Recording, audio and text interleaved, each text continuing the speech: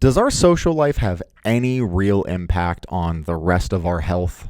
Have you ever even thought about the fact that the social aspect of who you are impacts the rest of your health holistically? Well, let's talk about that. What's going on, everybody? My name is Marty Mandak, and I am the Education Director and Prison Specialist here for My Choice Education. And today I want to talk to you about healthy social connection versus isolation. I want to mainly focus on one study today that I think has impacted me and this education team more than any other piece of information that we teach. Maybe the brain aside, because that is just such cool information, but this study is so awesome, and it's so holistic, and it's so impactful that I kind of want to just break it down for you and talk about the importance of your social life. Because I'm telling you, the relationships in your life and how you take care of them and what type of people you allow in your life matters not just for you socially, but physically, intellectually, spiritually, all inclusive. It's holistic. And so let's just kind of dive right in. There was a study done at Harvard University, and it was titled the Harvard Study of Adult Development. And it originally started during the Great Depression. And what they did was they took a group of men. They started with a group of men, and I'm going to kind of be referencing different notes that I have here, but they started with a group of men during the Great Depression, and it was just going to be a long study on kind of how they developed into adults physically and what their overall well-being was like. And they were going to do all kind of medical tests on them and have them fill out questionnaires and do interviews face-to-face with them, and also and kind of track them throughout time. I believe that they extended it eventually to even these men's offspring. So it was around 1,300 people total originally, and then in the 70s, they started adding more people, which I'll get to in a second. But again, the whole point of this was they wanted to find out clues or ideas or anything that would point to leading healthy and happy lives. And so this study lasted for around 80 years. Okay, that is a long time. It's one of the longest studies on human beings ever done. And so during the later decades in the 1970s, there were actually around 500 Boston inner city residents. So they didn't want to just take people from a certain socioeconomic status. They wanted to take people across the board. They had people from all walks of life in this study, their children as well. They added the wives into the study eventually too. They just wanted to see across the board what accounts for someone's overall well-being and their health. What is like the primary one or two things that just has the biggest impact on someone's life and their well-being? And over the years, what researchers did was they studied participants' health trajectories and their broader lives and their triumphs and their failures and their careers and their marriages. I mean, it was amazing the results that they found. And Robert Waldinger was the director of this study. His title was, he was a psychiatrist at Massachusetts General Hospital, and he was a professor of psychiatry at Harvard Medical School.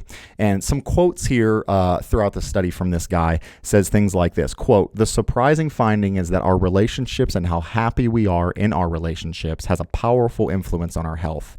Taking care of your body is important, but tending to your relationships is a form of self-care too." That, I think, is the revelation. And so one of the findings that he kind of coined here was that close relationships, more than your job, more than money, more than fame, more than material possessions, are what keep people happy throughout their lives. The close relationships that we have, the people in our inner circle. So not just romantic partners, but family members and close friends, the people that we rely on. Those are the people that keep us happy. That's the thing that has the biggest impact on our well-being. And so researchers who poured through data over decades and decades of this research, which included, again, all kind of medical records, and they weren't just interviewing these people saying, "How you feeling today?" I mean, they were literally doing doctor's appointments with these people, checking their pulse, checking their blood pressure, checking their vitals, all of these things. They really wanted to see just the overall holistic impact. It wasn't just a mental thing or an emotional state. It was physically as well. And what's really, really cool about this is in 2015, that Robert Waldinger, he actually hosted a TED Talk, which was titled, "What Makes a Good Life? Lessons from the Longest Study on Human Happiness." It has over 13 million views, I'm pretty sure, on YouTube. It's crazy. And he references this study a lot. And one of the quotes from that TED Talk I thought really jumped out at me. He said, quote, "It was how satisfied they were in their relationships." So the people who had the most overall well-being throughout this study, he said it was how satisfied they were in their relationships. The people who were the most satisfied in their relationships at age 50 were the healthiest at age 80. That's incredible. That's an incredible finding. The fact that health 30 years down the road could be impacted by what your relationship looked like 30 years prior.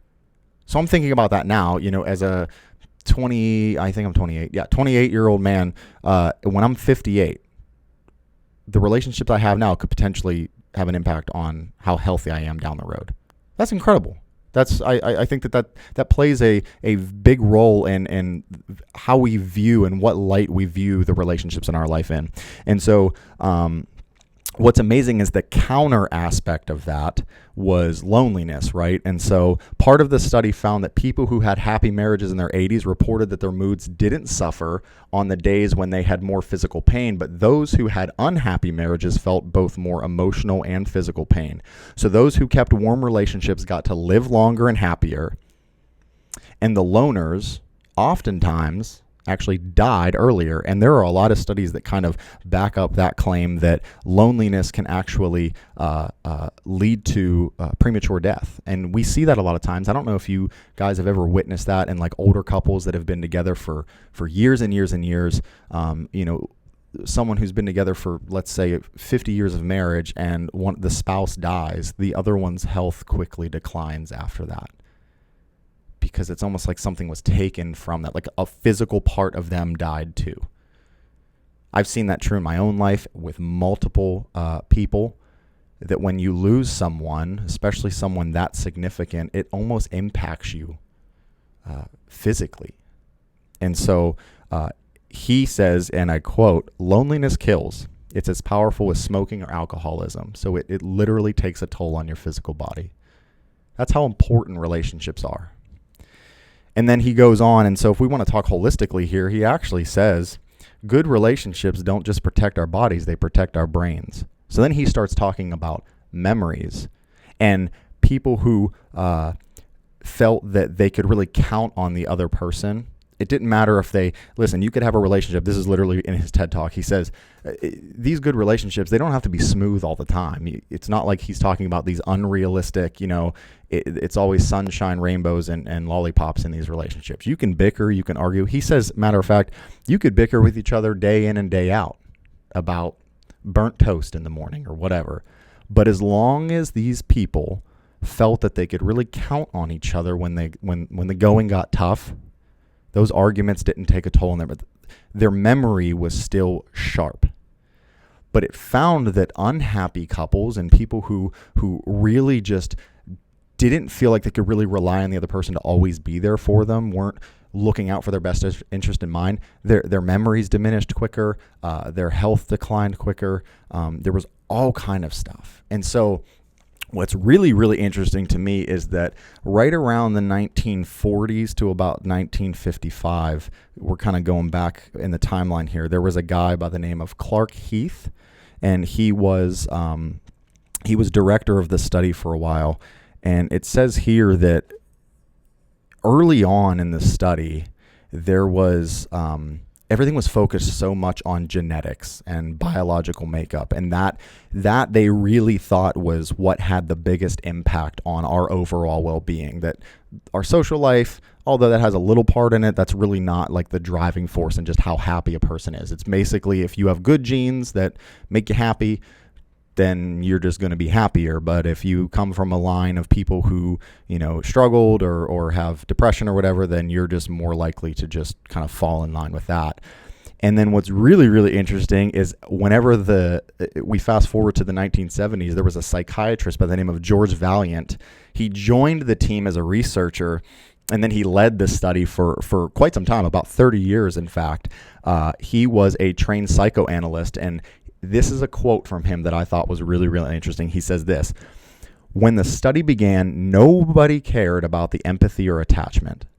But the key to healthy aging is relationships, relationships, relationships." Matter of fact, the study showed that the role of genetics and long-lived ancestors proved less important than the longevity than the level of satisfaction with relationships. So basically what he was saying is that genes and biological makeup, although they play some part, and so early on they were saying that's what makes up a person's overall well-being. And what they actually found out years later is that it's actually the opposite. So biological makeup definitely has a part of it, but what really impacts a person's overall well-being is their social life, their relationships, how they take care of the relationships in their life. It really impacts them. This research also debunked the idea that people's personalities set like plaster. That is a direct quote from this psychiatrist, George Valiant. Set like plaster by age 30 and cannot be changed. That's actually, if you jump over to our brain development, we kind of talk about that, how the brain kind of does solidify in development, and it almost seems like you're kind of stuck in your ways, and there's no... But we talk about how you can undo those changes. It's just a little bit more difficult. So I was really, really excited that they kind of touched on that a little bit. But all of that to say, there's this long 80-year study that was super fascinating. And I mean, I'm encouraging you. We're going to make sure we have links that you can read about this study. And I want you to really take it all in. If you're still a little confused about this, essentially what they were saying was over 80 years of study, they realized that happiness, overall well-being is directly impacted and mostly impacted by what you do with the relationships in your life. If they're healthy, you're happier. If they're unhealthy, you tend to be less happy.